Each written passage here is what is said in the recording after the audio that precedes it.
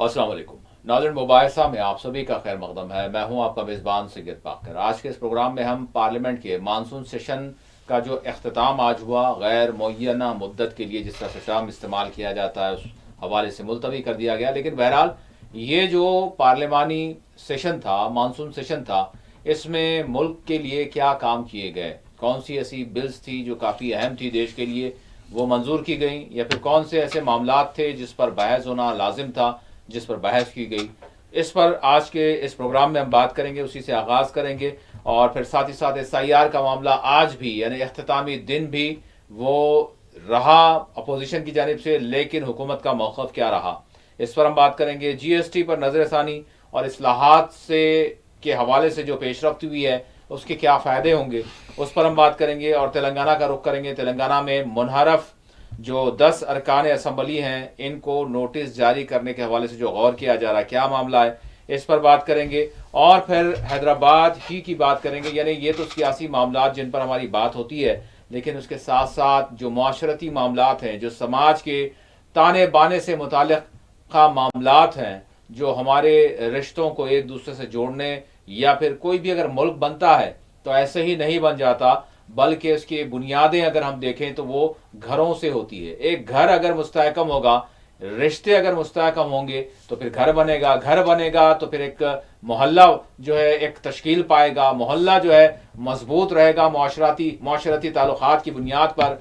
जो इंसानी, जो हम ये कहेंगे कि जो बाहम यकजहती की मामलात हैं, जो जज्बात से मुताल्लिक़ा हैं, जिसके ज़रिए एक सोसाइटी बनती है, उसके बाद शहर बनता है, उसके बाद रियासत, उसके बाद फिर नेशन बनता है, उसके बाद दुनिया की इंसानियत, हम उसी को शायद कहते हैं। लेकिन कुछ ऐसे वाक़यात होते हैं हमारे समाज में, हम जिसको देखा अनदेखा करते रहें, लेकिन वो रिश्ते जिनसे तो हम ये कहेंगे कि सारी दुनिया की जड़ें उसी से मिली हुई हैं, माँ बाप और औलाद, इसमें भी ऐसे वाक़यात हमको जो है देखने में सामने आ रहे हैं जो बड़े अफसोसनाक है। तो बहरहाल मेहदीपट्टनम का इलाका है, ये सिर्फ एक इलाके की बात नहीं है, किसी एक घर की बात नहीं है, बल्कि ऐसे कई वाक़यात रोज़ाना की बुनियादों पर पेश आ रहे हैं। उस पर भी हम बात करेंगे कि एक बेटी ने अपने बाप ही को घर से जो है बेदखल कर दिया।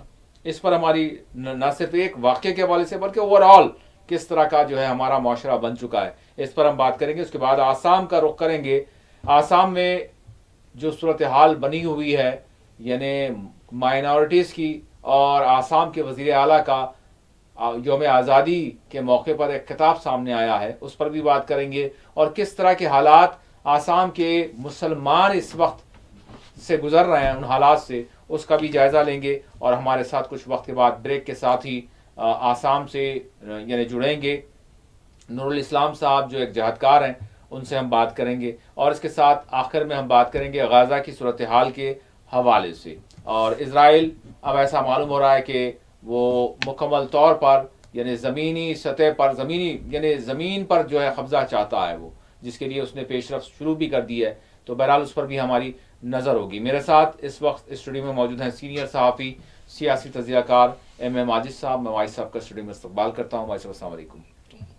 साहब, सबसे पहले देश की बात और देश की पार्लियामेंट की बात, मानसून सेशन की बात, बड़े आब व ताब के साथ, बड़ी जो है यानी पूरी तवज्जो के साथ, पूरी गहमा गहमी के साथ, दुनिया की सबसे बड़ी जमहूरिया और उसकी पार्लियामेंट, और इस पार्लियामेंट में जो है एक जानिब इख्तिदार रखने वाले, दूसरी जानिब अपोजिशन वाले, और इनके दरमियान वाकई हम तो यही तसव्वुर करते हैं कि कोई ऐसे काम के मुबाहिस होंगे और कुछ ऐसी पेशरफ्तें होंगी जिसके ज़रिए देश का भला होगा। तो बहरहाल इस मानसून सेशन में देश का कितना भला हुआ, कौन सी ऐसी बिल्स रहीं और कौन सी ऐसी बहसें रहीं। जी भाई साहब। जी, बहुत बहुत शुक्रिया। पार्लियामेंट, देखिए, पार्लियामेंट हो या हमारी जमहूरियत हो, एक शेर है जैसा कहा जाता है, मोहब्बत के नाम पर है शेर। ए मोहब्बत तेरे अंजाम पे रोना आया, बात निकली तो हर बात पे रोना आया।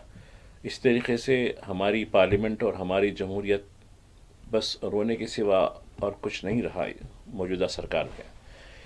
पार्लियामेंट में देखिए 21 जुलाई से शुरू हुआ है जी। उसके दूसरे ही दिन एक धमाका हुआ कि ऐवान बाला जिसको कहते हैं, उसके जो खुद सदर नशीन हैं, वो ऐसी बुरी तरीके से उन्होंने निकल चुके उसकी क्या वजूहत हुई। सरकार को खुलासा करना चाहिए। एक आदमी एक अरसे तक, शायद 2.5-3 साल तक ऐवान की सदारत कर रहा था, उसका क्या अंजाम हुआ।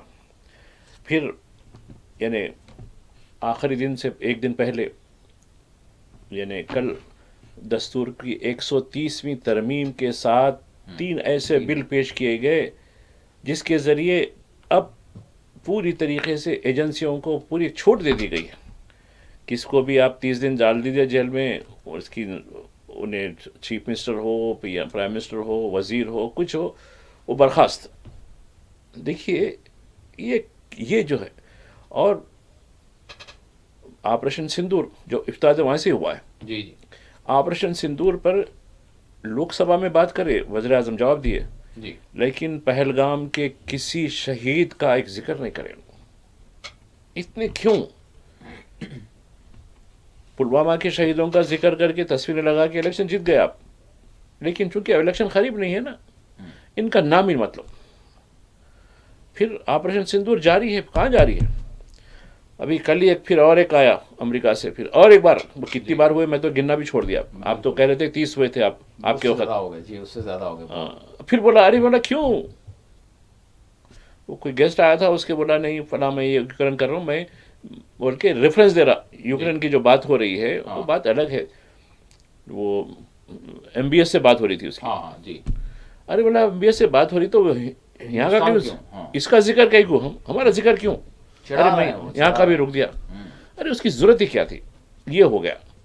तो एक ऑपरेशन कहाँ जा रही है, ये एक बड़ा सवाल है। और अमेरिका के टैरिफ, इस पर क्या मामला है? SIR के मामले में क्या मामला है? पार्लियामेंट पूरी जो है दंगा मुश्ती में चले गई और अपोजिशन को सुनने का नाम नहीं है, और इस तरीके से अपोजिशन की तौहीन करती जा रही थी। यानी पार्लियामेंट का, जैसा कहते हैं ना, मानसून है, मानसून इस बार जो है क्लाउड बस्ट के जरिए हुआ। यानी शदीद बारिश, समझिए क्लाउड बस्ट के माने शदीद बारिश, और कोई गुब्बारा फूटने वाला नहीं है ऊपर से। ठीक है, बिजली गिरने अलग सवाल है, लेकिन वो क्लाउड बस्ट नहीं होती, बिजली गिरने का अमल अलग होता है। तो वो जो है जिस तरीके से क्लाउड बस्ट हुआ है, ये भी क्लाउड बस्ट था। मेरे को एक दिन पहले का जो मामला था, यानी अरकान यानी जो सीट पे रहेंगे उनको ED CBI या फिर IT इख्तियार दे दिया गया कि वो उनको 30 दिन तक डाल दीजिए, उसके बाद उनकी नौकरी ख़त्म। अगर वो मरकज़ में है तो सदर जमहूरिया उसको डिनोटिफाइड निकाल के फेंक देंगे, स्टेट में है तो गवर्नर फेंक देंगे। तो और अच्छा, लोकसभा में ये जिक्र करें, राज्यसभा की बहस में जी, यानी पहलगाम और सिंदूर के बने, वो साहब आए भी नहीं। और यही है, देखिए 22 को मामला, 22 अप्रैल का जो पहलगाम हुआ, 23 को ऑल पार्टी मीटिंग हुई पार्लियामेंट के एनेक्सर में। जी, आप जो है बिहार में जाके तखीर करना शुरू कर दिए, हंसते हुए वो भी। तो ये पूरी तरीके से यानी हुकूमत को इन्होंने जो है कैसा हाईजैक करना है जमहूरियत को। पहले इलेक्शन को हाईजैक किया जाता था, अब पूरी डेमोक्रेसी को हाईजैक किया जा रहा है। ठीक है, पहले जो कुछ मामला AVM के जरिए थे वो ठीक है, कितने सही है कितने गलत है वो अलग सवाल है, लेकिन यहाँ वोटर लिस्ट में, अब वोटर लिस्ट का मामला जब सामने आया तो देखिए कितनी बड़ी चोरी पकड़ी गई, लेकिन बस क्या है, इनकी सीना जोरी। और जिस तरीके से जो है जो कुछ पार्लियामेंट में रहा, पार्लियामेंट में SIR के बारे में कितना हुआ, SIR की वजह से 1 हफ्ते तक कोई कार्रवाई नहीं हो रही, और इस दौरान में जितने बिल है 6 या 7 बिल है पूरी रवा रवी में पास कर दिए गए।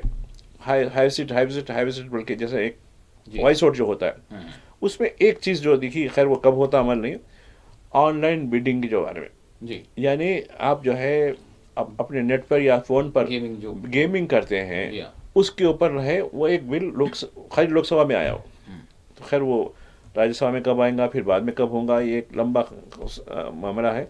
लेकिन उस पूरे अंधेरे में एक छोटी सी जो है वो दिखी कि हाँ पार्लियामेंट कुछ काम किया, ऐसा दिखा मुझे। वरना आवाम के जितने मसाइल हैं, अब आप देखिए कौन से लोग इसमें शरीक हुए, कौन से क्या हुई, ये कुछ नहीं। और आप देखिए कितनी जो है इतना बादल ब्लास्ट हुआ, उसके बारे में कोई पार्लियामेंट को बताया गया कि ये चीज़ें हो रही है, तबाही हुई, इस तरीके की सूरत हाल हुई, और इतने वाक़यात जो है जो कुछ हो रहे हैं, गैर कानूनी वाक़यात हो रहे हैं, ख़वातीन के साथ जो वाक़यात हो रहे हैं या मुसलमानों के साथ या दलितों के साथ जो वाक़यात हो रहे हैं, इस पर कोई पार्लियामेंट में रिपोर्ट नहीं। बल्कि जो अपनी उनकी जो यौम जमहूरिया, यौम आज़ादी की जो तकरीर तकरीर थी जी। और उसमें उन्होंने, हालांकि वो जिक्र पार्लियामेंट में करना चाहिए था उनको, हाँ। जब पार्लियामेंट सेशन में होती हमको ये बताया गया, पार्लियामेंट के जो उसूल हम बताते हैं, क्योंकि हम जो असेंबली की कमेटियों में थे तो हमको जो कुछ मालूमात हैं जो रूल्स के बारे में, कि जब आप कोई अनाउंसमेंट करना चाह रहे हैं, कुछ चाह रहे हैं, तो जब सेशन होता है, जब पार्लियामेंट का सेशन होता है, तो आप उसका ऐलान पार्लियामेंट में करना चाहिए। यहाँ भी डिविएशन हुआ, लेकिन अपोजिशन को मान, अरे भाई 15 अगस्त की जो तकरीर थी, आम तकरीर, जब पार्लियामेंट सेशन में थी तकरीर थी वो कह सकते थे कि मैं कुछ करने वाला हूँ, पार्लियामेंट उसका ऐलान करूंगा, लेकिन पार्लियामेंट को बस से पुश डाल दिया, अरे उसकी अहमियत क्या है जी, छोड़ो मैं यहाँ करूंगा। तो ये चीज़ को, नुक्तों को समझने की ज़रूरत है, आज हमारी जमहूरियत किस तरफ जा रही है। तो हम अब ये जो बिल जो लेके आए हैं, वो खैर कब होंगे, क्या नहीं होंगे, क्या वो दस्तूर इसकी इजाज़त देंगे नहीं देंगे, अदालतें क्या इसका फैसला करेंगे, ये सवाल अलग है। लेकिन अगर वो हो जाता है तो इनको मैं समझता हूँ कि जैसा कह रहे हैं कि 50 साल तक कोई निकाल नहीं सकता, क्योंकि 50 साल तक कोई मुकाबले में आ ही नहीं सकता ना, या तो उन्हें जेल में रहेगा या तो कहीं कूड़ेदान में रहेगा उन्हें। अपोजिशन की बात कर रहा हूँ जी। अब देखिए और एक चीज़ जो हुई, अपोजिशन ने बिहार में SIR के ऊपर मुहिम चलाई, अब वो चल रही भी, जैसा कि यात्रा चल रही ना, अपोजिशन की जो यात्रा जिसमें राहुल गांधी, तेजस्वी और दीगर उनके जो साथी जमातें हैं जी। महागठबंधन जो उनका जो इंडिया ब्लॉक, इंडिया ब्लॉक में, अगर बिहार में महागठबंधन, जी हाँ बिल्कुल, इंडिया ब्लॉक तो एक नेशनल है, नेशनल लेवल। तो अब ये क्या होगा, लेकिन वोट चोरी उसमें ऐड हो गई, और आप देखिए 7 दिन का वक्त दिया गया, अब इसमें क्या होता क्या नहीं होता। तो इस तरीके से अपोजिशन को, और आप देखिए गुज़िश्ता 2016 से हमारे पास आंकड़े हैं जी।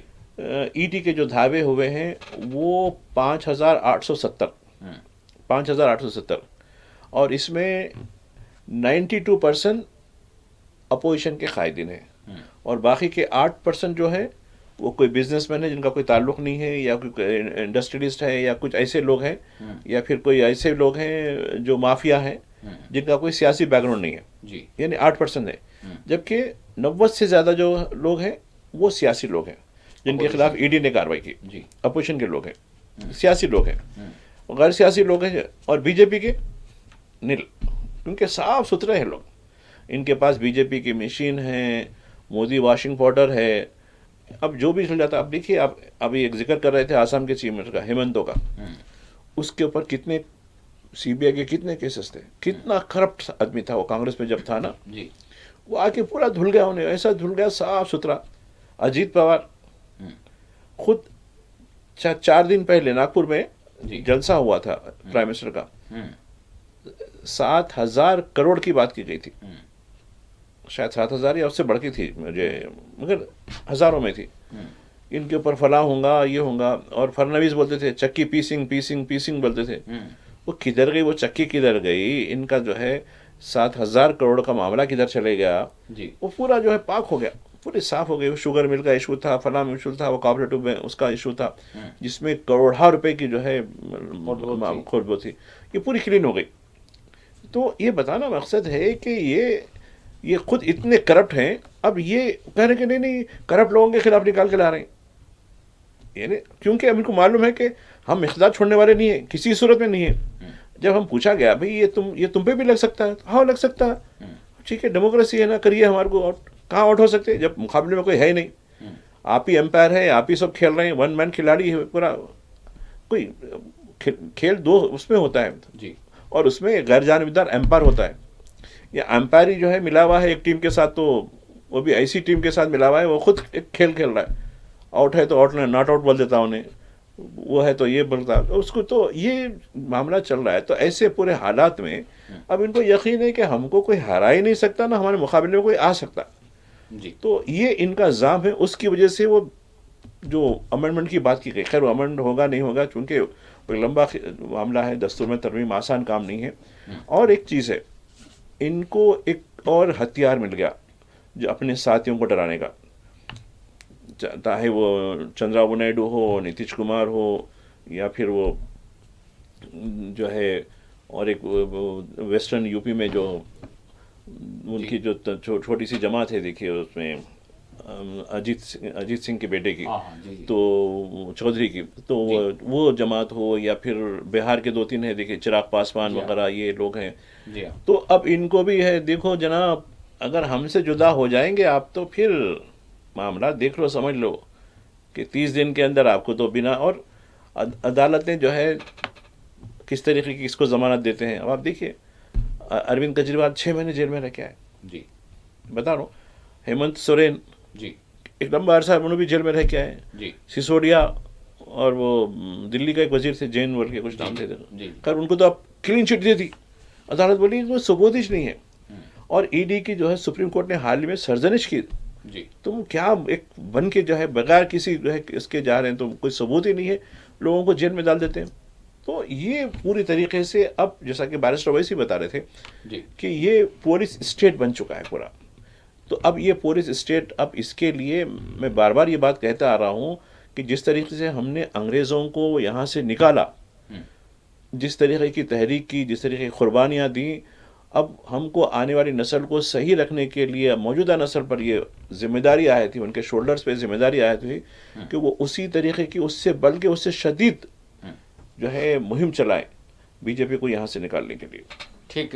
भाई साहब, इसके साथ साथ जो जीएसटी पर नजरसानी या इस्लाहात लाने की जो बात की, खुद प्रधानमंत्री ने जो है लाल किले से भी जो है इस बात का जिक्र किया था, तो इससे क्या होगा और फिर हम कितनी, क्या इस्लाहात को किस तरह से हम देख सकते हैं, क्या इस्लाहात लाई जाएंगी जिससे रास्त तौर पर वाकई जो खामियां हैं उसमें उसको दूर किया जाएगा और लोगों को, ताजरीन को और सभी को जो है इससे जो है राहत मिलेगी, देश को सारे, मैं कहूँगा रियासतों को मैं कहूँगा। देखिए हिंदुस्तान का जो जीएसटी है जी खैर एक पार्टी जो है कांग्रेस पार्टी उस अमेंडमेंट लाई, वो करी थी इसके अंदर। तो जैसा कि जब जीएसटी लगाया तो इसको गब्बर सिंह टैक्स बोल के इसको नाम दिया गया था। तो तभी हमने पूछा, यहाँ एक उनकी मीटिंग भी थी, हम भी गए थे उस मीटिंग में, राहुल गांधी की जो कुछ लोगों से मिलना चाह रहे हैं, तो उन्होंने इस पर बात की थी। तो बोला भाई आपके पास अल्टरनेट क्या है? ठीक है, उन्होंने एक अल्टरनेट नक्शा पेश किया करा, लेकिन देखिए जीएसटी के ज़रिए एक आम आदमी जिनके पास खाने के लिए बड़ी मुश्किल से 2 वक्त की रोटी मिल सकती है, वो भी एक टैक्स दहिंदा बन गया, यानी टैक्स पेयर हो गया हमारा, जबकि उनको तो राहत मिलनी चाहिए। जीएसटी हर चीज़ में लग गई और इतनी मल्टीपल है। अब आप देखिए, आप एक प्रोसेस है कंपनी का, समझिए एक बड़ी कंपनी का है, वो कंपनी जीएसटी पे कर प्रोडक्ट लेके आती, प्रोडक्ट को बनाती, बना के मार्केट में उसको लॉन्च करती, पेश करती, और जो डीलर होता है वो आपको सेल करता, उस पर आपको जो कस्टमर होता है उसको जीएसटी देना पड़ता।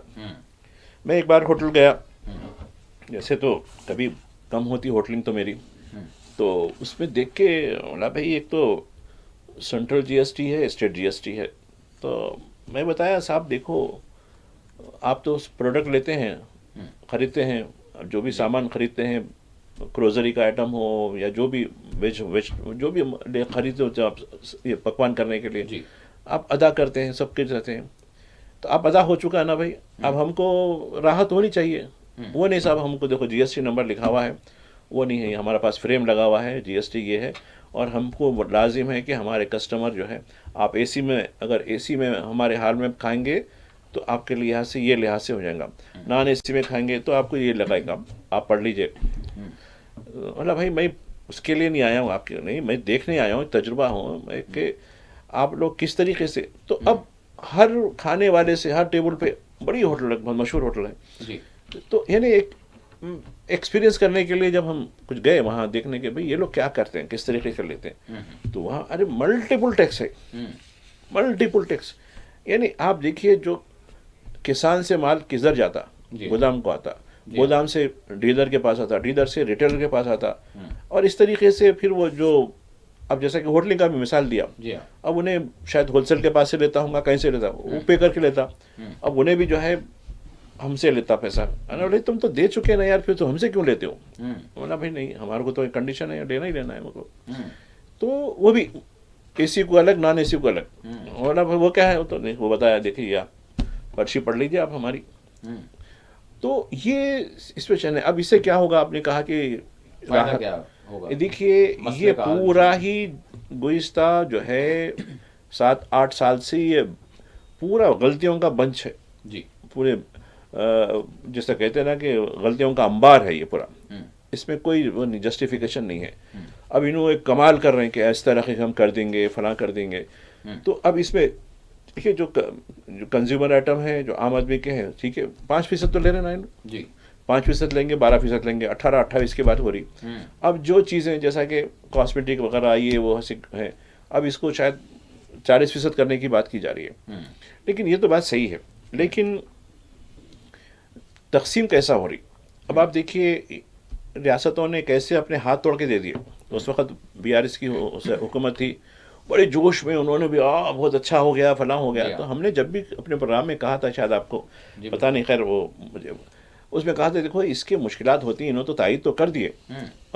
तो इसमें क्या है, पहले तो ये हो गया कि बहुत अच्छा है, फलां है। अब ये पूरा उसूल करने वाला गवर्नमेंट ऑफ इंडिया, जी हाँ, उनका एक डिपार्टमेंट जो कस्टम एंड का डिपार्टमेंट होता था ना, वही डिपार्टमेंट को एक्सटेंशन करके इन्होंने GST डिपार्टमेंट बना दिया। जी, वो जो सेल टैक्स, हाँ, ये पूरा ये सेंट्रल हो गए। जी हाँ, कस्टम ड्यूटी वगैरह ड्यूटी जो वसूल करते हैं ना सेंट्रल वैट की, वगैरह, हाँ, ये पूरा जो है उसके हाथ में होगा। नहीं, वैट तो अलग है, स्टेट का है। जी हाँ, वो चंद आइटम्स है वैट्स के अंदर। जी, ये हो गया। तो अब पैसा जो वसूल करता उसके हाथ में पूरा पैसा आ गया। अब देखिए मान लीजिए रियासत से वो 1000 रुपये तेलंगाना से मिल गए, ये पूरे के पूरे। अब इसमें 500 रुपया स्टेट का होना चाहिए ना, जब कभी नहीं आती रकम, ये पूरी मरकजी खजाने में जाती पैसे। अब स्टेट को मेरे पैसे दीजिए, मेरे पैसे दीजिए, भीख मांगना पड़ता जाके। कई वक्त CM यहाँ के जाते रहता, क्या है बोलते वो पैसा आने का है भाई, वो पैसा नहीं आया हमारा, फंड आए तो दे देंगे। उसको सताया। अब आज भी जो मीटिंग हुई उसमें बोला भाई रियासतों को, खासकर जुनूबी रियासतों को आप देते क्यों नहीं, हमारा हिस्सा हमको दे दीजिए ना। ये हो गया। और एक जो चीज़ है, जो सेंट्रल टैक्सेस है जो बिल्कुल उनके तहत होते, ये central excise, central excise custom वगैरह, इसमें फार्मूला क्या है, 60% गवर्नमेंट ऑफ इंडिया ले लेती, 40% है। तो स्टेट बोल रही है भाई आप 50-50 करो भाई, उसूल तो हमारे इलाके से ले रहे हैं आप, और आप खाली एकदम 60% कैसा। तो ये कई एक मसले हैं, लेकिन अब क्या करेंगे, सरकार जो है जमहूरी तौर पर काम करी तो होगा ना, जमहूरियत रहेंगी तो होगा। अब जमहूरियत नहीं है। पिछली सरकार को नेहरू साहब जिम्मेदार है। नेहरू साहब, अब देखिए ऑपरेशन सिंदूर पर जो बहस हुई, उस बहस में वजीर आजम ने 12 मरतबा नेहरू साहब का नाम लिया, डोनाल्ड ट्रंप का एक बार भी नहीं लिया नाम।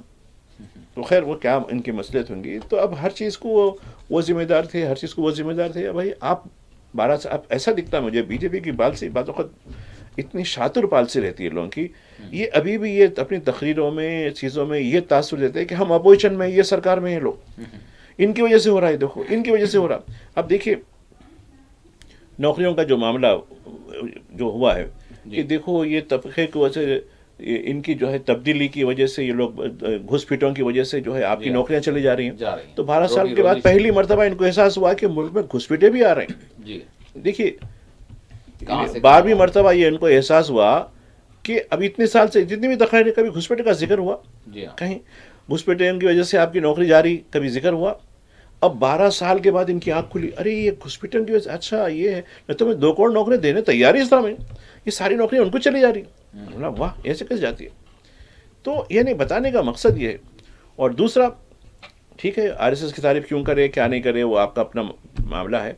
RSS की जो है तारीफ, यानी आज़ादी का, जिसका जो आज़ादी में जो विलन थे लोग, जो गद्दार थे, उन गद्दारों को आज आप जो है एकदम ग्लोरीफाई करके आज के जो मुजाहिद हैं, ये ठीक है, चलिए ये चीज़ है। तो मैं समझता हूँ कि ये पूरा जो मामला GST का जो मामला है वो पूरी तरीके से रिफॉर्म। आप देखिए मलेशिया में भी पहले GST थी, हम मिसाल देते थे, तो वहाँ उन्होंने बर्खास्त कर दिया कि बिल्कुल लोगों के लिए तकलीफदा हो गया, लिहाजा हम इसको पूरी तरीके से ख़त्म करके हमारे तरीके से टैक्स निज़ाम लगा रहे हैं, उसकी वजह से लोगों का फ़ायदा भी हो रहा है। जी बिल्कुल। अब देखना ये होगा किस तरह की इस्लाहात होंगी और क्या वाकई जो तजावीज़ आई हैं या फिर जो कुछ मसाइल हैं रियासतों की जानिब से, वो सारी चीज़ें इसमें शामिल की जाएंगी या फिर क्या होगा, वक्त ही बताएगा। मैं सब तेलंगाना का रुख करूँगा और तेलंगाना के हवाले से जो 10 अरकान असम्बली जिनको नोटिस देने के लिए गौर किया जा रहा है, जो मुनहरफ हुए हैं। जी अब देखिए ये हमारे सियासी कल्चर की एक गलत मिसालें हैं कि आमतौर पर लोग किसी पार्टी के टिकट पर मुंतखब होते हैं, लेकिन वो पार्टी इक़्तिदार से दूर हो जाती है तो जो इक़्तिदार वाली पार्टी उसमें शामिल हो जाते हैं। जी ये कल्चर डेवलप हो चुका है। इसके लिए एंटी डिफेक्शन लॉ बनाया गया और इसमें ये बताया गया है कि अगर 1/3, अगर मान लीजिए 10 अरकान हैं, 10 अरकान में अगर 4 अरकान मुनहरिफ हो जाते हैं तो उसको रिकॉग्नाइजेशन मिल सकता है जी। उससे कम होते हैं तो उसके लिए एंटी डिफेक्शन लॉ लागू होता है और उनकी रुकनियत ख़त्म हो जा सकती है। हाँ हाँ। तो अब देखिए महाराष्ट्र में इन्होंने गेम खेला, यानी ये खुद अपना, अब ये जो पार्लियामेंट का जो अमेंडमेंट लाना चाह रहे हैं ये भी अपने ट्रैप में पड़ सकते हैं, ऐसा नहीं है। जी। महाराष्ट्र में जो गेम खेला ये गेम उन्होंने अब यहाँ जो है तेलंगाना में भी आ गया गेम। कर्नाटक में इन्होंने गेम खेला पहली बार, कर्नाटक में किस तरीके से वो, आप तो खैर लंबा चला ना किस्सा, जी हाँ। किस तरीके से वहाँ महाराष्ट्र में लोगों को होटल में रख के मिलने नहीं दे रहे थे, कांग्रेस से जो है बीजेपी में शामिल करा रहे थे, तब एहसास नहीं हुआ लोगों को। अब यही बात बीआरएस की, यहाँ बीजेपी नहीं है बीआरएस है। अब बीआरएस के जो है 10 अरकान वो मुनहरिफ हो गए और कांग्रेस में शामिल हो गए और जो है अब इनके बारे में सुप्रीम कोर्ट ने जैसा कि महाराष्ट्र में जो नज़ीर दी थी कि महाराष्ट्र में कहा कि भाई स्पीकर को कि भाई आप फैसला करें जी। तो अब ये फैसला उनको दिया गया, लेकिन महाराष्ट्र में मुद्दत नहीं दी गई, यहाँ मुद्दत दी गई कि 3 महीने में आप इसको सेटल करें, यानी हाँ या ना। अब सेटल ये नहीं कि भाई आप खिलाफ में दें, ये नहीं करें, आप जो भी करना है फैसला कीजिए। ठीक है। अब ये ठीक है फैसला मुवाफिक में आएगा तो ये लोग फिर जाएंगे कोर्ट को, अब कोर्ट पे तारीख होते रहेंगी जी। अब इस तरीके से ये पूरी मियाद होने के बाद जब फैसला हो सकता है तो ये एक गेमिक गेम है और कुछ नहीं है। अदालत सख्ती के साथ कोई फैसला करे, क्योंकि यहाँ हमारे जो है विंग 4 है हमारे जी, जैसा कि लेजिस्लेटर उसको भी अख्तियार है, एग्जीक्यूटिव, इस तरीके से बता रहा हूँ, ये जुडिशरी जी। तो ये जो है सहाबत को बोलते चौथा थंबा, ये बिल्कुल बेकार बातें हैं। तो ये चलाने वाले तो 3 है ना, तो अब अदालत बोल रही कि भाई उसको भी तो है विंग है, वो लेजिस्लेटिव विंग है वो जी। तो स्पीकर को भी अख्तियार है, स्पीकर किस तरीके से करता है। अगर स्पीकर से नहीं हुआ तभी हम बताइए। अब तो गवर्नर भी दस्तूर की मुखालिफत कर रहे हैं ना, दस्तूर के खिलाफ काम कर रहे हैं।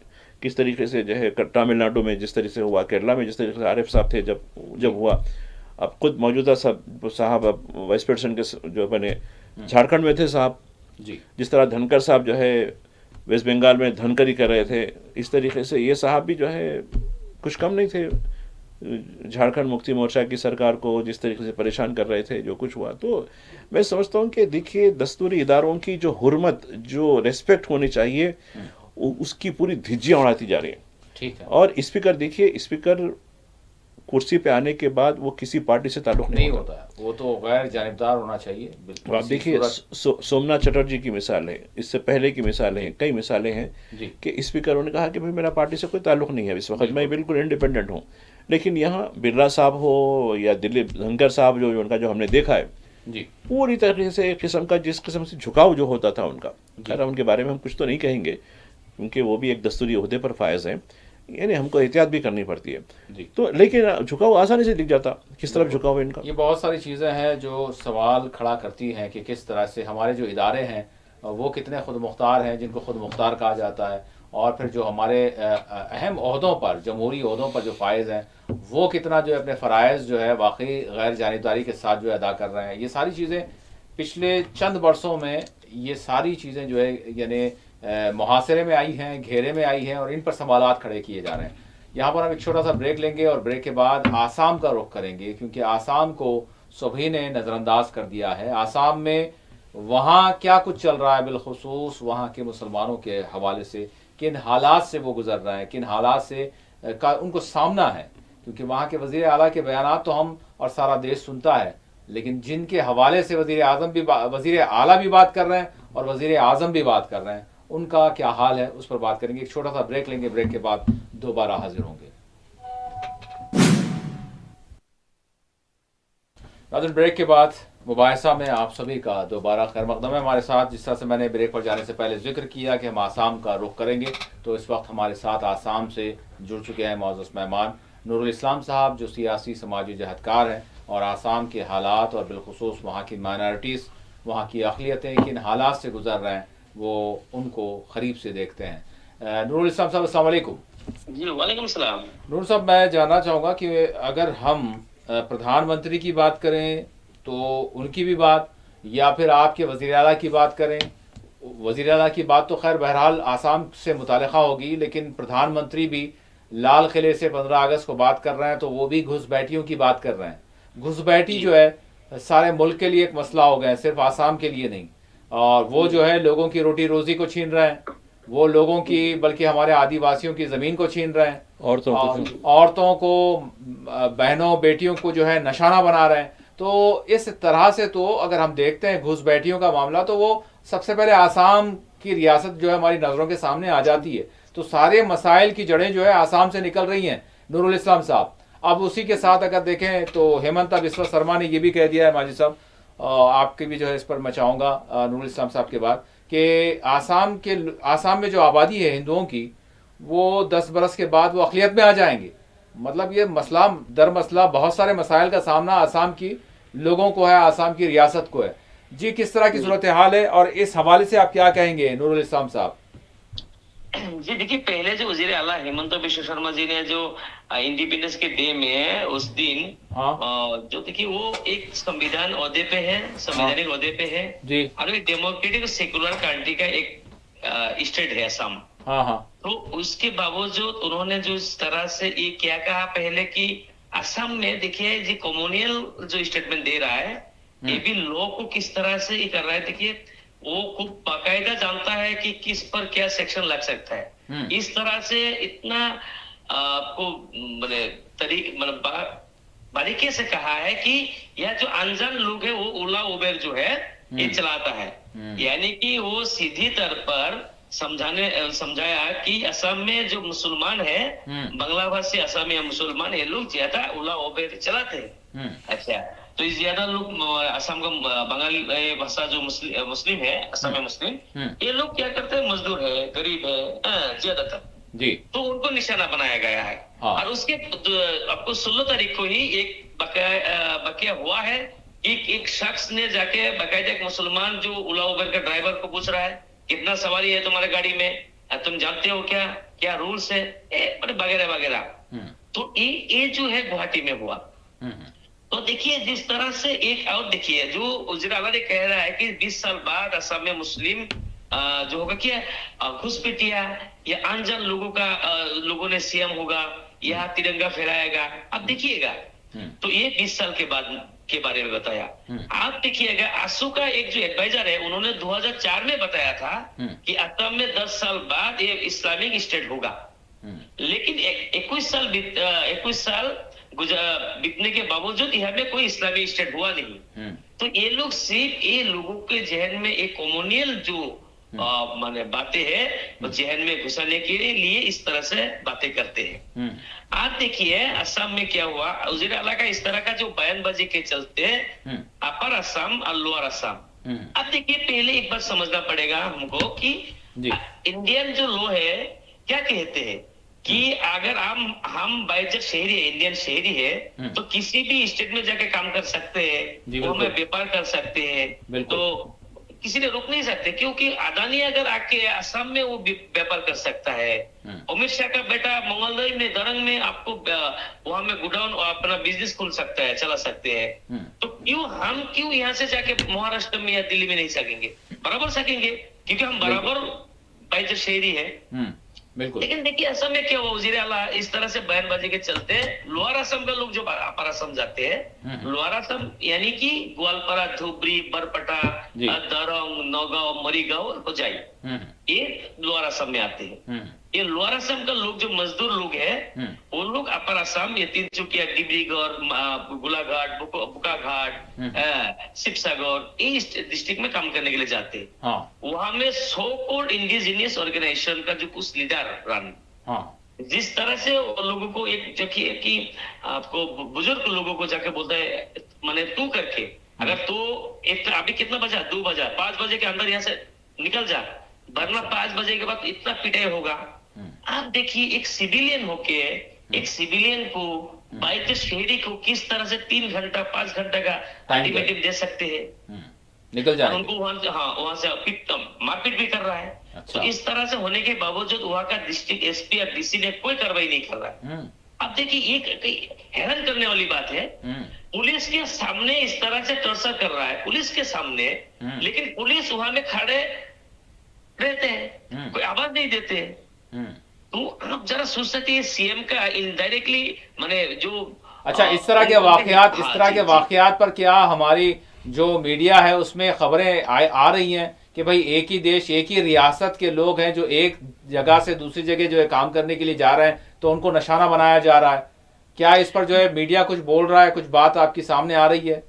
जी जी, इससे तो मीडिया तो अभी तक नहीं मिला मुझे कि ये सवाल करे कि भाई क्यों आप ऐसा करते हैं, कि ये लोग भी बाइजर शहरी है और ये लोग लोअर असम से अपर असम आया मजदूरी करने के लिए, क्यों सता रहा है? हाँ, तो ये सताना नहीं चाहिए, ये आपको लॉ के खिलाफ है, संविधान के खिलाफ है, तो ये कोई नहीं बोलता है। लेकिन हम लोग जब बोलते हैं वो उठाते हैं बात, लेकिन वो भी कम्युनल तरह माने जो माइंडसेट से, ये मियाँ लोगों ने इस तरह से बोला, वो बोला, इस तरह से बोलता है, लेकिन हम लोग बराबर बोल रहा हूँ। अब देखिए दूसरी बात हुआ परसों का जो बकिया हुआ मनकचर, वो धुबरी डिस्ट्रिक्ट से अलग एक डिस्ट्रिक्ट बना है मनकचर, वो डिस्ट्रिक्ट से 47 मजदूर वो अपर असम में किया। जाने के बाद उन लोगों को हेरेस किया। उसके बाद वहां का जो लोग, उसका जो लीडर ये था, अमीर था, लीडर था, उन्होंने उनसे पैसा मांगा था।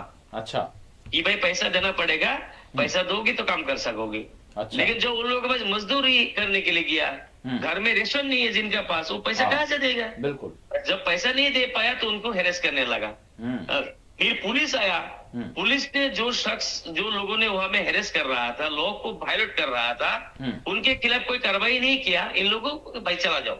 अच्छा, तो ये भी बाकी आया है। आप देखिए जो लोग सो कॉल्ड इंडिजिनियस ऑर्गेनाइजेशन कहते हैं, और वो लोग इस तरह से असम का जो निवासी है, असम का रहने वाला है, बाइजर शहरी है, उनको इस तरह से सता रहा है। वहाँ का एसपी देखिए, वो एपीएस है, आईपीएस है, या डीसी हो, आईएएस हो, एसीएस हो, तो भाई वो लोग क्यों नहीं बात कर रहे हैं? क्यों नहीं इसके खिलाफ एक्शन क्यों नहीं ले रहा है? क्योंकि सीएम ने उनको शायद रुका हुआ होगा जी। क्योंकि अगर नहीं रुका होगा तो डीसी का, एसपी का काम क्या है? Law and order situation control करने का काम है। लेकिन उसके बावजूद क्यों कोई आवाज नहीं उठा रहा है? पुलिस के सामने एक देखिए, मैं गया अपर असम, मैं गरीब हूँ, मजदूरी करने के लिए गया हूँ, लेकिन उसके बावजूद मैं एक इंसान भी हूँ, मेरा भी एक सम्मान है, मेरा भी एक इज्जत का सवाल है। अगर मुझे कोई मार रहा है, वो वीडियो कर रहा है, वो वीडियो करके मेरा बेटा जो देखेगा तो उनका जहन में क्या आएगा? बिल्कुल। तो ये जो नफरत का जो बीज जो बो रहा है, बुने का काम कर रहे हैं लोग सरकार की जानिब से, क्योंकि ये सरकार जो असम का वजीर आला है, वो खुद आपको होम मिनिस्टर भी है। तो उसके बावजूद इस तरह से जो हालात हो रहा है, इस तरह का जो एक आपको नूर साहब, मैं आखिरी सवाल करूंगा आपसे, वो ये है ना, मैं सवाल यही है कि ये घुसपैठी जो है ना, ये मतलब घुसपैठी बड़ी तादाद में आ गए हैं। प्रधानमंत्री ने ये भी तो कहा है ना कि वहां पर अब आप कह रहे हैं कि 40% हो गए, लेकिन डेमोग्राफी को चेंज किया जा रहा है, डेमोग्राफी को चेंज किया जा रहा है। वो तो मतलब एक बड़े कैनवस में बात कर रहे हैं। जी जी जी जी हजरत, मैं बताऊं कि प्राइम मिनिस्टर जिस तरह से बयान देते हैं, वो तो टेली प्रोमोटर में कोई लिख के देता है, वो बयान देते हैं। अगर देखिए, अगर घुसपैठिया हो रहा है तो मैं आपको बताऊं कि बीएसएफ जवान किसके हाथ में है? सेंट्रल के हाथ में है। आपको मानिए कि वहां में जो बॉर्डर को सिक्योरिटी प्रोवाइड करता है, उनके हाथ में आते हैं। उनका रक्षा मंत्री क्या करते हैं? उनका गृह मंत्री क्या कर रहा है? अमित शाह ने क्या करता है? राजनाथ सिंह ने क्या कर रहा है? तो क्यों नहीं रोका जा रहा है? उन्होंने इस तरह से दावा करते हैं कि घुसपैठिया हो रहा है। क्यों हो रहा है भाई? ये तुम्हारा फेलियर है, सेंट्रल यूनियन होम डिपार्टमेंट का फेलियर है, अमित शाह का फेलियर है, रक्षा मंत्री जो राजनाथ सिंह का फेलियर है। तो भाई क्यों दूसरों पर तोहमत डालते हो? अब दूसरी बात है, जो डेमोग्राफी के बारे में आप बताएं, इनको कोई नॉलेज नहीं है, इनको कोई नॉलेज नहीं है। क्योंकि आप देखिएगा, आफ्टर इंडिपेंडेंस असम इंडिया में 12 करोड़ मुसलमान था, हाँ 24 करोड़ हिंदू था। आज कितना हुआ? 150 करोड़ पॉपुलेशन है, 25 करोड़ मुसलमान है, तो बाकी 125 करोड़ कौन है? उनका जो पॉपुलेशन ग्रोथ रेट किनको बढ़ा है? जी, पॉपुलेशन ग्रोथ रेट अगर बढ़ा होगा तो नॉन मुस्लिम में है, क्योंकि मुस्लिम में डबल हुआ है, लेकिन नॉन मुस्लिम में कितना हुआ आप देखिए, 5 गुना हो गया। ठीक, 5 गुना 500% बढ़ गया, लेकिन मुसलमान में 100% बढ़ा है। तो इनको आपको डेमोग्राफी चेंज करते हैं। दूसरी बात आपको बताओ हजरत, असम का डेमोग्राफी के बारे में बात करते हैं। असम से बंटवारा होके जब आफ्टर इंडिपेंडेंस असम में 24.86% मुसलमान था। अब देखिएगा, लेकिन उस वक्त क्या था, और 7 स्टेट साथ में था, वो वहां में नॉन मुस्लिम ज्यादा है। मेघालय, अरुणाचल, अब नागालैंड, त्रिपुरा, इनमें नॉन मुस्लिम है ज्यादा। अगर जहां नॉन मुस्लिम ज्यादा था वहां से बंटवारा हो जाएगा तो नॉन मुस्लिम का तादाद कम गया, तो मुस्लिम का तादाद ज्यादा दिखाएगा परसेंटेज में। अगर किसी को मैथ्स आता है तो समझ में आएगा।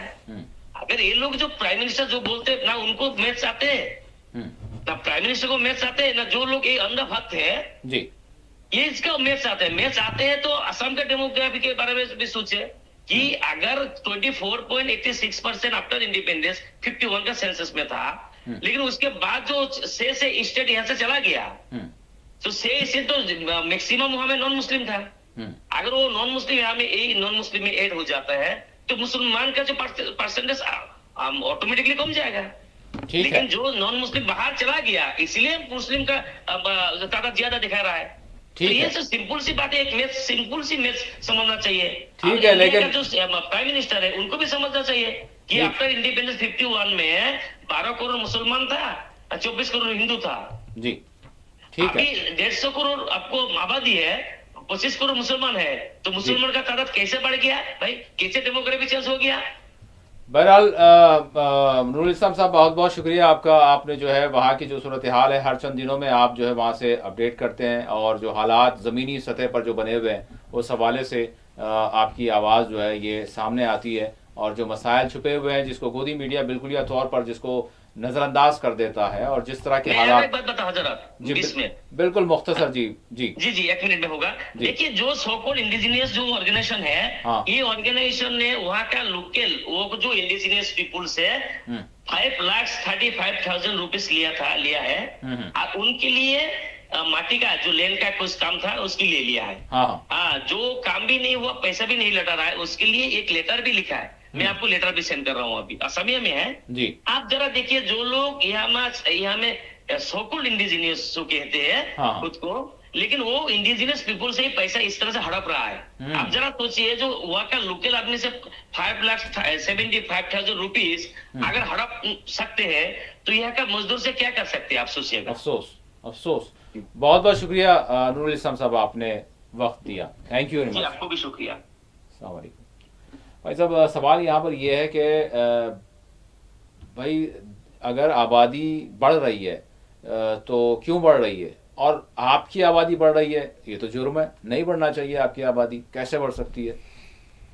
जी, इसको मसले को समझने के लिए मैं एक अरसा पहले की बात है जी, बीजेपी की सरकार में एक बहुत बड़े तर्जुमान बोल रहे थे, देखो सेम मसले पर कि इंडिया में मुसलमान बढ़ रहे हैं और पाकिस्तान में नॉन मुस्लिम कम होते जा रहे हैं बोल के। 47 के वक्त पाकिस्तान में जो रेशो था, हाँ, वो बता के आज का रेशो बताया, इतने कम हो गए मुसलमान, हिंदू इतने कम, नॉन मुस्लिम का इतने कम हो गए, इसमें कुछ सिख वगैरह भी है। तो बात तो ऐसी दिख रही है, लेकिन यहाँ उन्होंने जो डंडी मारी 71 में, एक मुल्क अलग हो गया उसका, और वहाँ ज्यादा आबादी है हिंदुओं की, वो उधर माइनस हो गए। नहीं, देखिए जो होशियारी, हम प्रेस कॉन्फ्रेंस, अरे बोला ये तो बात सही है। आज खुद पाकिस्तान की जो सेंसस के 50 उनकी जो सेंसस हुई, वो आज उनके जो पाकिस्तान बनने के बाद उसमें तो इतना बताया, फिर आज इतना बता रहा, ये बात तो सही है पाकिस्तान। लेकिन पाकिस्तान का फिर बाद में ख्याल आ रही है तो कितना गोल मार रहा, और कोई पूछा भी नहीं उसको, पूछा भी नहीं किसी ने, और वो वैसे आ गया, उस पर डिबेट भी हो गई। अरे मतलब वाह, डिबेट हो गई।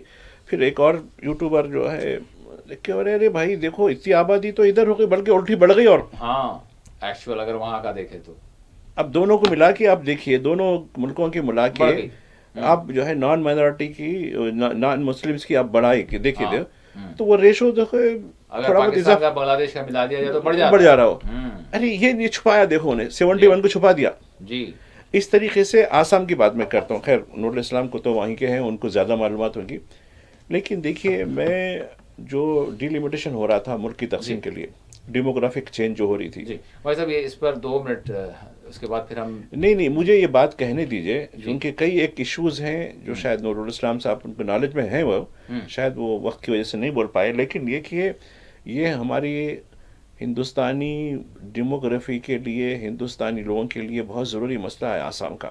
जी इसमें आप नज़रअंदाज नहीं कर सकते। जब आप इशू लगाए हैं तो थोड़ा सा बोलने दीजिए इसके लिए। जी तो इसमें उन्होंने यही किया। अब आप देखिए, जब मुल्क की तकसीम हो रही थी, लोअर आसाम पूरी तरीके से मशरक़ी पाकिस्तान जा रहा था आबादी के लिहाज से। कई इलाकों में मोर देन 50% आबादी थी वहाँ। तो इन्होंने, और उस वक़्त देखिए, ये लोअर आसाम की बात है जी, उस वक़्त इन्होंने क्या किया, लकीर मार दी, और ये लोअर आसाम जो उधर जाने वाला था, जिसमें बंगाली स्पीकिंग वो मुसलमान थे, वो उसके बजाय इन्होंने किया, और इस तरीके से मगरब में भी हुआ है, जालंधर, लुधियाना वगैरह, अमृतसर, ये भी उन्होंने इधर दे दिया। लॉर्ड मुडमेंट जो है पहले जो है गवर्नर जनरल बने इंडिया के, तो उसकी क़यादत में खैर जो कुछ हुआ वाक़या ठीक है। अब ये जो आबादी अब जो 35% जो बताई जा रही है सरकारी तौर पर, खैर वो आबादी से बढ़ के ही बता रहे हैं। इसमें पहले क्या था, 4 स्टेट और आगे थे, जिसमें जैसे मेघालय क्रिश्चियन ज़्यादा थे, मुसलमान, उसको मिला के ये नहीं, उस वक़्त जो 24% जो बता रहे हैं आज़ादी के वक़्त, ये पूरों को, ये जो स्टेट आसाम में पहले हिस्सा थे अब बाद में अलग हुए, उसको पूरा मिलाए तो मुसलमानों की आबादी उस वक़्त 24-25% थी। अब उसको बिल्कुल अलग कर दिया, लोअर आसाम की में अब हो गई, तो वो तो बढ़ेगी, बराबर बढ़ेगी। तुम उसमें से अरुणाचल में बुद्ध लोग हैं, अरुणाचल की जो है बुद्धिस्ट है, एक और स्टेट की आबादी है वो जो है क्रिश्चियनों की है, नाबार्ड की है। तो अब उसको डीलिंग करने के बाद बच जाएगा ना ये। जैसा कि मैं अभी पाकिस्तान और बांग्लादेश की पॉपुलेशन के बारे में बता रहा था, ये अदर वे राउंड इधर ऐसा है।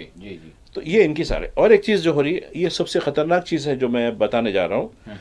वहाँ खुले तौर पर, मैं गुवाहाटी में, चूँकि हमारे गुवाहाटी प्रेस क्लब्स के भी जो लोग हैं, मेंबर हैं, वो हमारे भी दोस्त हैं, तो उनसे जो मालूमात मिलती, तो उन्होंने कहा कि भाई ये एक बहुत बड़ी चीज़ हो रही है। मतलब वो क्या है, इंडिनियस कह के कुछ लोगों को सरकारी तौर पर हथियार सप्लाई कर रहे हैं। मतलब ये इतनी बात यहाँ फैली नहीं इंडिया में, बोला मैं हिंदुस्तान के जिक्र में। अब देखिए, अब कश्मीर के, जम्मू के कुछ इलाकों में लाइसेंस याफ्ता वो पुलिस की कस्टडी में कुछ लोगों को हथियार दिए, सेल्फ डिफेंस, वो भी दहशतगर्दी है, बल्कि एक रीज़न है उसका, ठीक है, वो रीज़न है दहशतगर्दी। एक जो है वो जो विजिलेंस, मतलब गांव की हिफाजत करने के लिए उनको दिए, उनके साथ एक बाकायदा जो है पुलिस का साथ एक वो रहता। यहाँ दहशतगर्दी कहाँ है, वो रीज़न कश्मीर का दहशतगर्दी के हवाले से। लेकिन ये पहली रियासत है जो आम इंसानों, जो आम शहरियों को मारने के लिए हथियार दे रही है। तो देखिए, अब जिसके पास हथियार होगा उन्हें तो दबाएगा ना। इंडिजीनियस जो कह के, देसी लोग हैं कह के, उनको हथियार दिया रहे हैं कि ताकि अपनी हिफाजत करें। दूसरा, खुद लोअर आसाम की बात करता हूँ, जहाँ मेजॉरिटी है मुसलमानों की, उनको आप देखिए, एक बड़ा फ्लाईओवर है गुवाहाटी में, बड़ा, उसके नीचे मुख्तलिफ जो है मुसलमानों के जो ठेला मंडी है, मेवा है, सब्जी है, ये बहुत सारी चीज़ें। मियाँ लोग कह के ये गैर कानूनी है, उनको यहाँ से बर्खास्त कर दो बोल कह रहे हैं। सिर्फ मुसलमानों का राव नहीं, दीगर तबके के लोग हैं उसके अंदर, नहीं वो इंडिजीनियस है, वहाँ है, ये आसामी बोलने वाले हैं, बंगाली बोलने वाले नहीं हैं, ये कर। तीसरी बात, डिटेंशन कैंप, कभी कोई स्टोरी आई डिटेंशन कैंप के बारे में? कुछ अखबार दिए हैं, कौमी अखबार, वहाँ की जो खुद सनाउल्लाह और इस्माइल साहब हालिया दिन में गए थे ना कुछ अर्सा पहले, यानी कारगिल में हीरो बने, सदर प्रेसिडेंट ऑफ इंडिया से अवार्ड लिए, जाके डिटेंशन कैंप में बैठे, क्योंकि मेरे को गैर कानूनी बना दिया, गैर कानूनी बना दिया गया बल्कि। तो ये जो हालात है ना, ये आसाम में बाकायदा तौर पर, और ये जो प्राइम मिनिस्टर के ज़बान में जो कैसी आई तकरीर में डेमोग्राफी, वो हेमंतो की वजह से आई है। हेमंतो ने कहा कि मैं इस तरीके से बना दिया हूँ, घुसपैठा कह के ये पूरी तरीके से इनको होगा। और ये जो अपर आसाम को जो है एक वेल्थ लोग है, अब लोग जो जहाँ ज़्यादा वसाइल हैं तो लोग कुछ कमाने के लिए जाते हैं, वहाँ उनको पूरी तरीके से एडमिनिस्ट्रेशन के सामने उनको धक्के दे के निकाल के, नहीं तो उनको घरां जला दिए, उनकी ज़मीनात छीन लिए। कुछ लोग हैं ऐसे कि जो अपर आसाम में जो मुसलमान हैं जिनके पास कुछ मिल्कियत भी है, वो छीन ली गई। अब आप देखिए डिटेंशन कैंप में एक स्टोरी पढ़ रहा था, एक बड़े अखबार की स्टोरी है कि लोअर आसाम के, अब आप देखिए अदानी को इन्होंने थर्मल पावर का दिया जी। मैं सुप्रीम कोर्ट में केस आया है, हाँ। सुप्रीम कोर्ट के जज यूँ हैरत ज़दा हो रहे, सुन के वकील का जो कंप्लेंट के वकील के ने वो खातून वकील थी, कहा कि साहब ये 800 बीघा ज़मीन, 800 एकड़ 800 बीघा ज़मीन, वो हैरत, इतनी बड़ी ज़मीन किसको दी? हाँ साहब वो पूरा गांव साफ कर दिए, उसके 3 गांव साफ कर दिए जिसमें कई हज़ार 35,000 मकानात थे, जिसमें इतने लोग हैं, ये शिकायत गुंजान सुप्रीम कोर्ट पहुंचे जी। और यहाँ जो है थर्मल पावर जो है वो किस हमारे इलाके में, हाँ। हालांकि जंगल का इलाका है, सरकार दे सकती है, फलां का इलाका है, दे सकती है सरकार, सरकारी अराजी है वहाँ, उसके नहीं, हमारी बस्तियों को उजाड़ कर फिर ये कहा कि नहीं साहब वो सरकार का वकील कर रहा है, जो सॉलिसिटर जनरल उन्हें भी पेश हुआ था असम की तरफ से, कहा कि नहीं साहब वो 50,000 रुपये दे दिए हम एक घर को, तो मतलब 50,000 में एक घर बनता, हाँ साहब वो घर है कितने, 50,000 से भी कम है वो जी। देखिए इनकी जो इत हद तक, एक तो इंडिजिनस कह के लोगों को हथियार दिए मारने के लिए, दूसरा इनको रोजगार से महरूम कर दिया जा रहा, तीसरा जो है डेमोग्राफिक चेंज करके यकीनन ये इतना डरा के रखे हिंदू तबके को। क्या हिंदू तबका इतना डर जाता है इन लोगों से? एक तरफ मोदी डराते हैं, एक तरफ इन्हें डराता है, एक तरफ योगी डराता है, एक तरफ फलां डराता है। अरे भाई तुम खौफ में कब तक जियोगे? क्यों 800 साल तक खौफ में क्यों नहीं थे? क्यों आज तुम लोग हयात में हैं इस वक्त? ठीक है, अगर अगर वो सूरत हाल होती, 800 साल कुछ कम नहीं होते, यहाँ 100 साल नहीं हुए, अब हिंदुइज्म को खतरा। अरे बहरहाल अगर भाजपा के कोई प्रवक्ता होंगे तो बहुत सारी जो है लंबा चौड़ा भाषण उनका जो है शुरू हो जाएगा इस हवाले से, और आपकी जितनी भी बातें उन सबको जो है वो खारिज कर देंगे, मुस्तरद कर देंगे, गलत करार देंगे। भाई साहब अब हम सियासी जो मामलात है उससे हटकर, यानी वो जो माशरती मामलात है, समाज से जुड़ा हुआ मामला है, रिश्तों पर इन्हिसार रखने वाला, वो भी जो है माँ बाप, मैं सब जानना चाहूँगा जो हैदराबाद का मेहदीपट्टनम का जो वाक़या जो हमने जो है खबर में पेश भी किया, तो इसमें एक बेटी अपने ही बाप को यानी उसके घर से निकाल देती है और उसको आने नहीं देती, मतलब ये किस तरह का वाक़या है, और सिर्फ ये एक इंडिविजुअल वाक़या नहीं है। तो इस हवाले से वाकई जो है क्या होना चाहिए, मतलब क्या कानून के ज़रिए जो है कोई बात हो, या फिर रिश्तों को जो है मजबूत करने की जरूरत है? आप क्लिप बता रहे हैं जी, तो पुलिस रेवेन्यू ऑफिसर्स की मौजूदगी में हुक्काम की तरफ से उसका जो है जो खुफल लगा दिया गया था, अंदर से लगा हुआ है। अच्छा, उसको बहुत सलीके से, हालांकि बोला गया हम कुछ नहीं कर रहे हैं, हम कब्जा देने आए हैं, जो मालिक है उसको दे रहे हैं हम। तो ये देखिए कुंजी बनाने वाले को बुलाकर तोड़ा गया उसको, क्योंकि बड़ा हेवी था, वो टूट रहा नहीं था वो, ये तो पुलिस को धक्का दे रही थी, कहा कि मैंने इसको अनलॉक कर दो इसको बोल के। खैर बड़ी मुश्किल से पंचनामा हुआ। देखिए वो तहसीलदार है खातून, वो ज्योति नाम है उनका, वो कब्जा दे रहे हैं, लेकिन उनको अभी भी खौफ है कि भाई मैं तो कब्जा तो मिल गया। अब देखिए ये वाक़या ठीक है, ये वाक़या अपनी जगह है, लेकिन ये वाक़या ये कह रहा है कि आज बुजुर्गों की कदर, जो मशरिक़ बुजुर्गों की कदर वाला मुल्क, वो खित्ता माना जाता है पूरा सारा, ये आज बुजुर्गों के लिए बिल्कुल बेगाना हो गया। अब आप देखिए कई ऐसे लोग हैं जो रिटायरमेंट के बाद बड़ी उलझन की ज़िंदगी गुजार रहे हैं। तो ये जो वाक़या आप जो कहा है, हैदराबाद का वाक़या है, जहाँ एक जो है बेटी ने अपने 85 साला बाप को कुछ अरसा पहले निकाल दिया, धक्के देके निकाला, गालियाँ देके निकाला। वो तकरीबन 2 साल से इधर फिर रहे हैं, उधर फिर रहे हैं, कुछ दवा नहीं, वो नहीं हुई। तो यहाँ एक परजावानी प्रोग्राम होता है, वहाँ गए, जाके रहे। कलेक्टर ने कहा कि अरे भाई ये मालिक आप हैं, पूरी बिल्डिंग के मालिक हैं, जिसका उस पूरी बिल्डिंग का किराया माहाना 5 लाख रुपए, माहाना 5 लाख रुपए, 10 फ्लैट्स है उसके अंदर। मतलब भाई 5 रुपए नहीं मिलते मुझे इसके, और मुझसे जो है मैं दर दर फिर रहा हूँ, मेरे रिश्तेदारों के पास, दोस्तों के पास। मेरी ज़िंदगी इस तरीके की हो गई, मैं अपने घर में मरना चाह रहा हूँ, और मैं लिख दिया हूँ कि भाई देखो मेरे बाद तुम ही वारिस हो इसके, और मैं कागज़ भी लिख जाऊँ, सारा कागज़ उसी के पास है, अब मेरे पास कोई कागज़ भी नहीं है, और वो मुझसे ऐसा सलूक करती है। तो यानी इस हद तक जो जुल्म हो रहा है। अब देखिए हमारे पहले होम फॉर एजेड बोल के जो मोमरिन के जो मकानात खानकाएँ होती थी, वो हमारे पास बहुत अरसा पहले एक आराम घर कह के एक बड़ा इलाका है शमशाबाद एयरपोर्ट जाने के लिए रास्ते में, वहीं एक हुआ करता था। वो हम कहते थे कि भाई बुजुर्गों की तरफ से एक जो है रोडा मिस्ट्री साहिबा, एक बहुत बड़ी खातून थी, सियासी खातून थी, उनकी बड़ी कोशिशों से उन्होंने जब सोचा था कि भाई एक दिन आएगा ऐसा, उन्होंने ही सोचा था। जी। हम जब उस वक्त उनकी बड़ी मुखालिफत हुई, अरे ये क्यों बना रहे भाई, यहाँ तो हम लोग घरों को बुजुर्गों को हम ताज़ीम से रखते हैं, उनकी खिदमत करते। कब की ये 70-80 की बात है। जी। कहा कि नहीं मगरिब में ऐसा हो रहा, मगरिब में होता भाई, हिंदुस्तान में नहीं होता।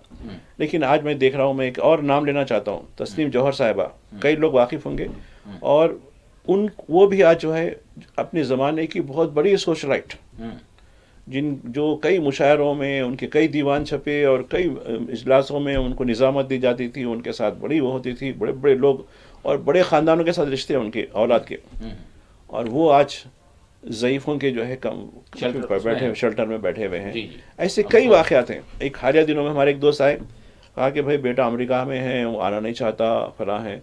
मैं 17,000 रुपये बोल रहे हैं ना, ठीक है मैं भेज दे रहा हूँ, वो हाल वालों को बोलता हूँ मैं डायरेक्टली जो है वो उनके अकाउंट में पैसे आ जाएंगे, अब वो मेरी माँ को रख दीजिएगा।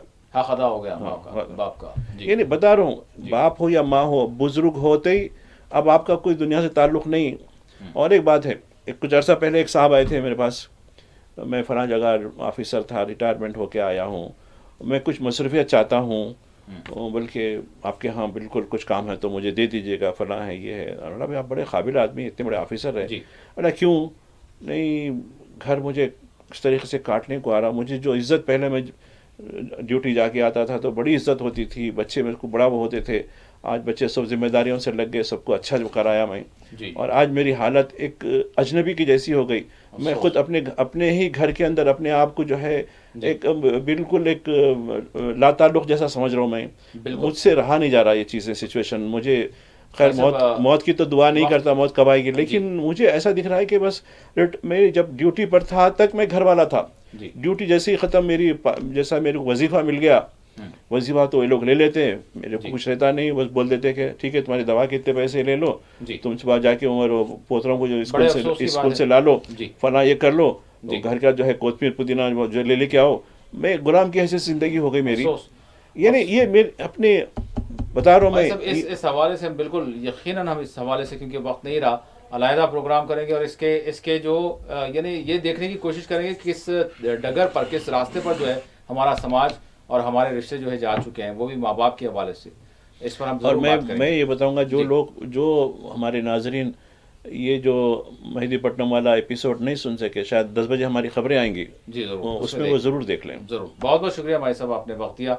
नाज़रीन, इसी के साथ खुसूसी प्रोग्राम मुबाहिसा अपने अख्तिताम को पहुँचता है। अल्लाह हाफ़िज़।